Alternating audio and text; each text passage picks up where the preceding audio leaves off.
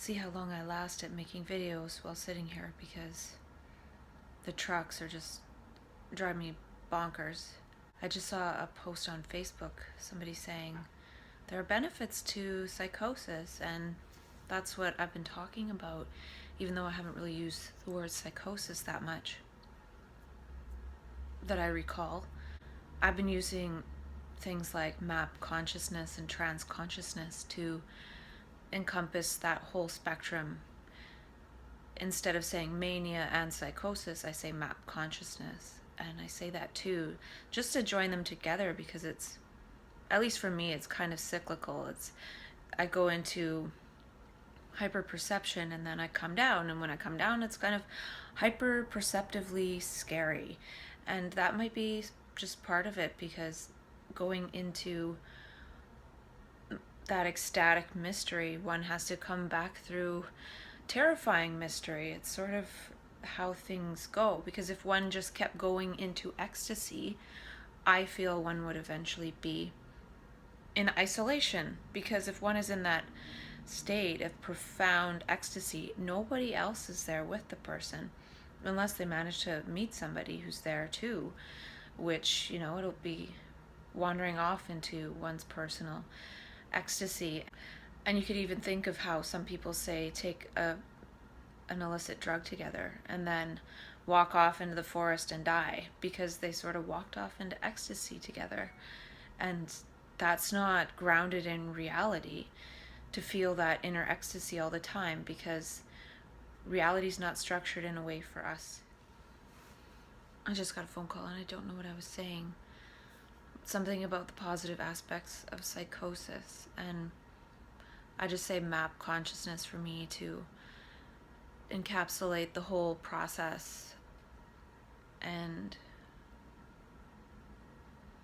also to sort of take away the judgment of mania as good and psychosis as bad, because they're two sides of the same coin. So to always want one and not the other is sort of impossible, at least in my experience. Oh, and I think I was saying people can go off into their own ecstasy. And I think that's great for a period of time, but it's not sustainable, and it's not something that I would want to have all the time. Being human is about the rich spectrum of diverse feelings and experiences and perceptions, not about just being in ecstasy all the time. And I feel like if I was that way all the time, I would stop feeling that. And I think actually ecstasy is something that would change over time as well, if it was becoming more sustainable as it was embodied in the neurology. It would sort of be toned down, because we would have more neural networks devoted to that pathway, as opposed to the pathways of anger and jealousy and all the things that we have wired into us as part of our physiology, because that's how we're perceiving, because that's how we're speaking to ourselves and speaking about reality and making commentary on reality. So that's what we bring into existence, or that's what we make real out of existence. Existence is existence. It's already there. That domain of ecstasy is already there right now. We're just not making that salient for whatever reason. So it's not necessarily about, creating one's reality with one's words and thoughts. Reality is this infinitely complex something that we don't really understand, and it's just a matter of what we're tuning into. Well, mainly we're tuning into the sound of our own voice, saying things that are pretty lame. So we experience reality a lot of times as kind of lame. And I think that's one of the reasons why map consciousness comes in and tries to push us out of that, to give us a sensation of something else. And I actually feel it's almost like how, perception creates reality. That's what makes certain things salient, and that will additively and iteratively add to that perception. And so I actually feel like our evolution as human beings is evolution of consciousness, and that is by perception. So what we perceive is what we move towards. So we're moving towards this sort of ecstatic experience, or other experience of these inner human dimensions that are infinitely complex. We end up getting afraid of that because it's the unknown, and things get more and more strange and unrecognizable. And then all of a sudden we're starting to act in ways that are unrecognizable to people that know us. So we can only go so far into that. As children, we were allowed to be infinitely complex and silly and weird and strange, and then we slowly got programmed into this small range of behaviors that are acceptable. And then when we break out of that, all the other people that are programmed are like, what is wrong with that person? When it sort of needs to be, I think, the other way around. Like, what's wrong with people that just, clench their freaking anuses so much that they can't even do anything except for walk in a straight line with their head down. So I actually see it as a certain number of people are going into this other perception or in order to perceive it, which changes our neural networks, which changes our DNA. Perception changes DNA. Perception as in seeing, perception as in eating something and that being perceived by the cells of the body. That rewrites DNA. And I actually came across an article in my email from the Health Action Network Society, and they were saying, the article says scientists uncover genetic evidence that we are what we eat. And it goes on to say that they did a study with some parasites, and they fed one high sugar, low nitrogen, and the other high nitrogen, high protein. And then they sequenced the DNA and found that the DNA sequence was different based on the diet. So that's the perception of the food changing, rewriting the DNA, because the perception of the need to process that as fuel changes the DNA in order for the microorganism to be able to use that as fuel. So in the same way, perception of different perceptions versus our programmed ones, which keeps our DNA the same, different perceptions are going to change our DNA. So if we're constantly perceiving ecstasy, well, we need to have the genetics to actually be able to hold that ecstasy. So maybe it's different neural pathways in the brain, different neural pathways in the body. And I already talked about how gestures and different gestures are going to change our muscle structure. They're going to change our neurophysiology. It's going to change everything. So if we're perceiving and acting differently, the perception is the changing in the action and the gesture, which changes our physiology. And then I also talked about how one can change one's posture and stuff to actually change how people feel, and that's in the science as well.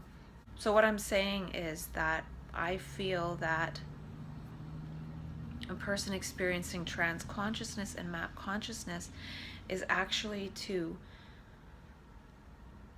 change our behaviors, to change our genetics, to change our physiology, to get us to act differently, to create a different reality. So when we're perceiving that, since we're not supported in our new perceptions and our newly acquired high sensitivity, which some people already have and are never programmed out of, whereas other people, they're programmed out of their sensitivity, their childlike curiosity, wonder, sensitivity, learning. It's narrowed down to a very small band. And then some people break out of that with map consciousness, which can happen in so many different ways, which shows it's completely natural. That's the thing, this whole ego structure that we're trying to recover again is false, and that's why it's so difficult to get back and get one functioning again, because it's not real and it's being used wrongly. So I feel that these new perceptions are trying to get us to behave in a different way, to go back to being our original childlike self trajectory. And where it's not seen that way, it's not seen as this person's kind of in this childlike state.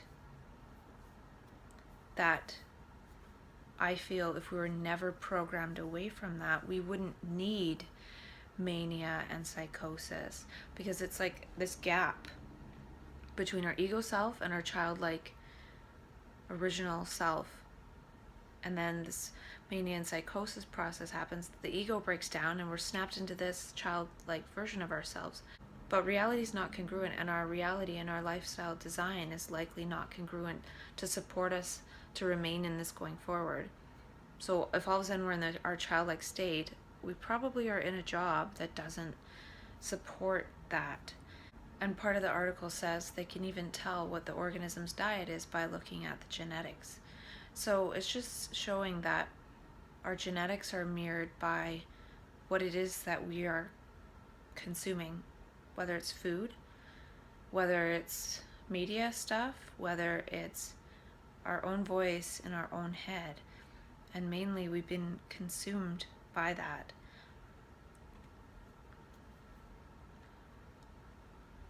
And I feel like in the map consciousness process, it probably rewrites our DNA pretty quickly. And then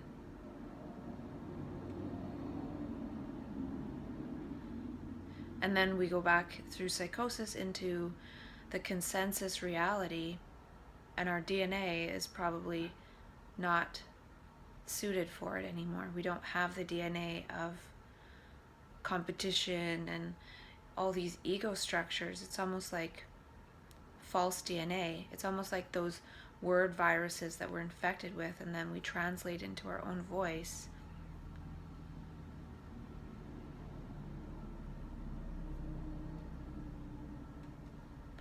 Insert into our DNA. And this study is interesting because I watched a video by Dr. Bruce Lipton years ago, before he even wrote a book, and the video is called The Biology of Belief, which he later titled his book on. But he doesn't really write too much in his book, as what he says in the end of that video. He says that perception writes DNA, and he said there's something called genetic engineering genes that rewrite DNA. It's one thing to say epigenetics, the expression of DNA changes, but to say that one can actually write new DNA, I think he didn't want to elaborate on that too much at the time. But he showed that same example where bacteria were put into a medium of nutrition of some type that they didn't have any genetics to process, so they should all be dead. But through the experiment, however they designed it, eventually they lived, and they had the DNA to create the enzyme to break down whatever it was to use it for fuel. So I feel like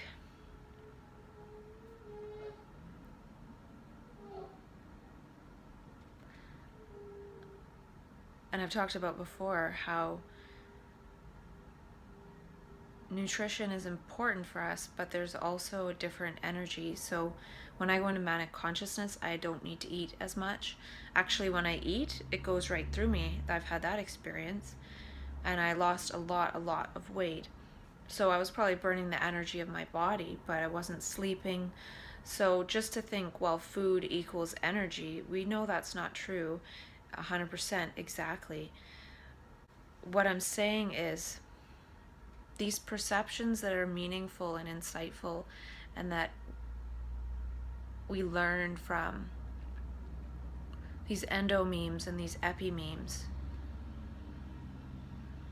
perception of something new, the unknown, and understanding actually gives us energy. It's a different type of fuel.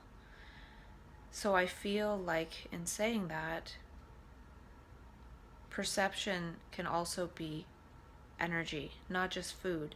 And since we're always perceiving these old memories and ego processes, it's wasting our nutrients and our energies and keeping us trapped in that reality. We're not perceiving anything new. But when we perceive something new, we see it new, we're like, wow, eureka, serendipity. Well, we can have that happening all the time. Yet reality's not designed for that. But as we see that and maybe move towards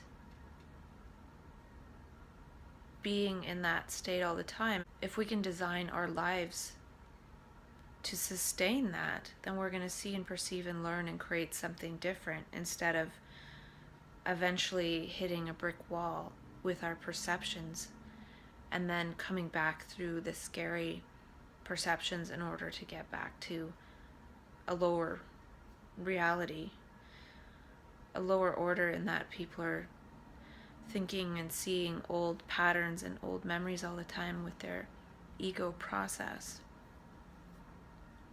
So what I'm trying to say is that these new perceptions are a form of nutrient that is going to alter our DNA to make it so we can actually continually process it.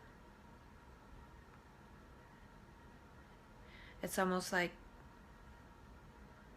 the food that will feed our souls, and not just feed our souls, it's the actual reward, it's the actual energy of cooperation and all these inner human dimensions that are naturally fulfilling without thinking, I have to do this, this, this in order to be happy. So we're delaying happiness by this thinking ego process, which prevents us from learning and seeing anew, because we're so busy abstracting about what we think will make us happy when we've forgotten what happiness is. So in a way, map consciousness is a gift that's trying to allow us to remember how we were as children, instead of having to wait until the next life to do that. And if we remember how we were as children, we're going to create a different world for children to grow up in, instead of forcing them to inherit this garbage. And I was also thinking, when we're not perceiving and learning anew and living in this energy, then we need all the pleasures, and then we need all the pleasurable food. And there's nothing wrong with eating something pleasurable, but when we're addicted to it, that's going to change our genetics. And a lot of our genetics is going to be geared towards processing those pleasure molecules that we get from the food, plus the molecules of the food that aren't the greatest for us. And maybe there's a certain capacity, because when they did the genome sequencing project years ago, they were expecting to find, like, I don't know, something like 300,000 genes, something like that. But basically they found 30,000. Like, humans have 30,000 genes, or 26,000 or something. And we don't have that many more genes than like a fruit fly, really. So it could very well be that we have only a certain number, because our genetics are always being rewritten. And maybe they're being rewritten all the time, but generally now when we get tested for genetic stuff, they only test it one time and they think it's a static thing. Maybe one day they'll have like daily genetic testing to see how one has shifted. Maybe they'll be able to test one's capacity to hold ecstasy.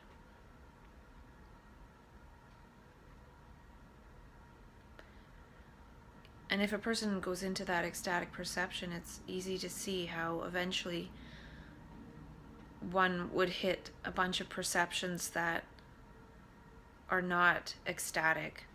It's almost like how they talk about, if you leave a bunch of monkeys in a room long enough, they'll write out the Bible verbatim. And in that way, it's almost like for us, usually we walk around, we're seeing our old perceptions and our thoughts and memories.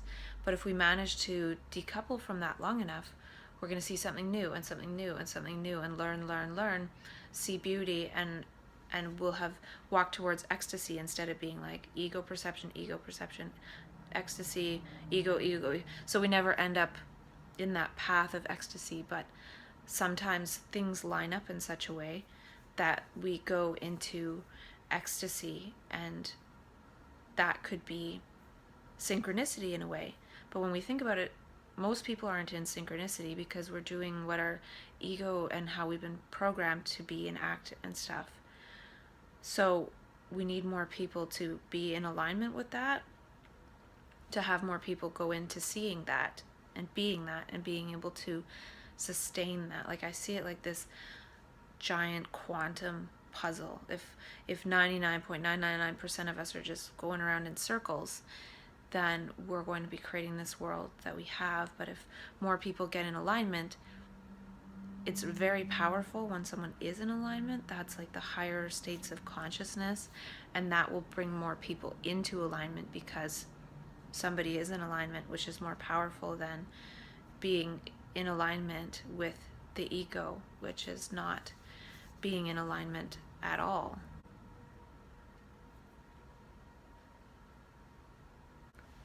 I guess that's when this thing about living that way and giving others permission to do the same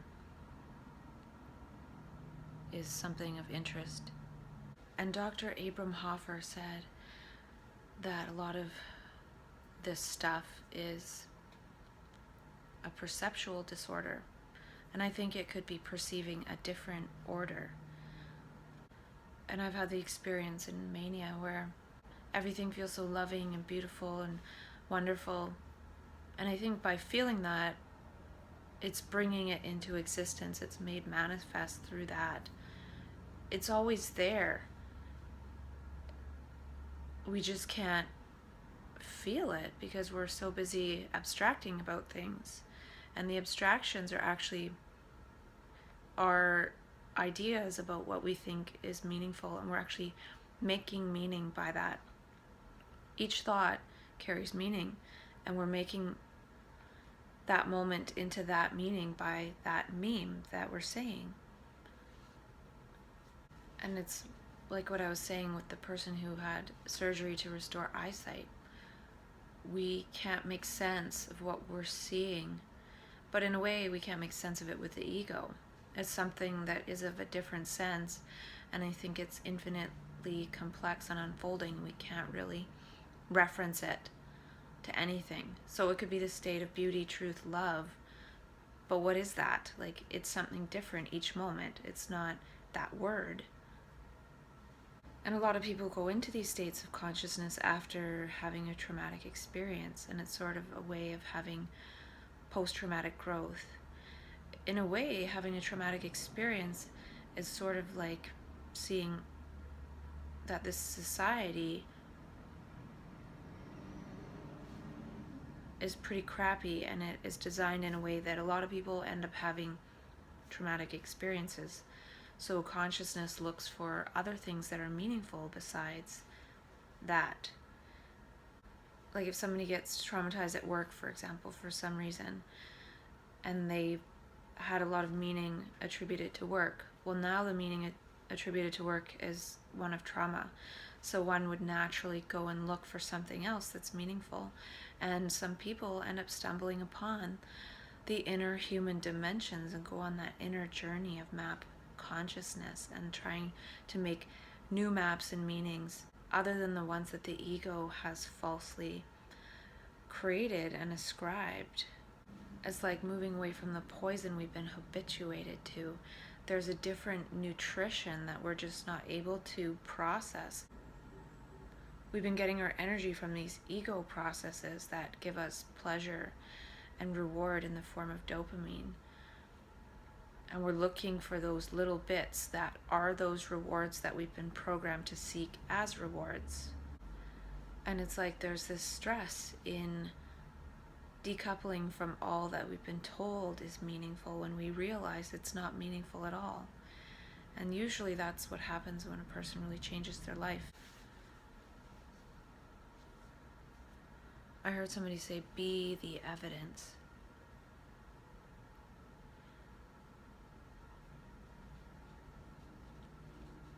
I think the next step in my life is lifestyle design as well as embodied mania.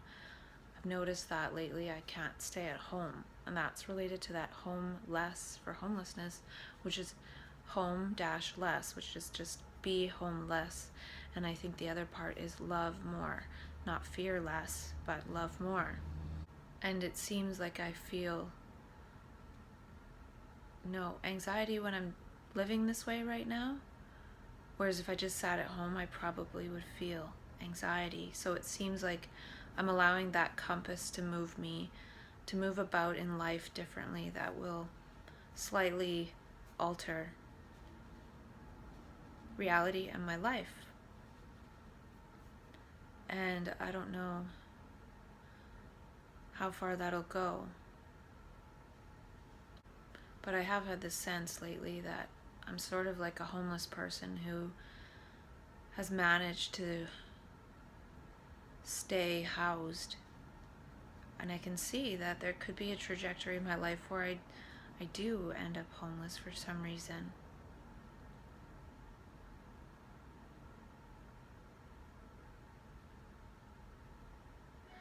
I feel like if I stay in this mental health thing too much longer, that could happen. Because if I have a crisis, then I have to start over again for some reason.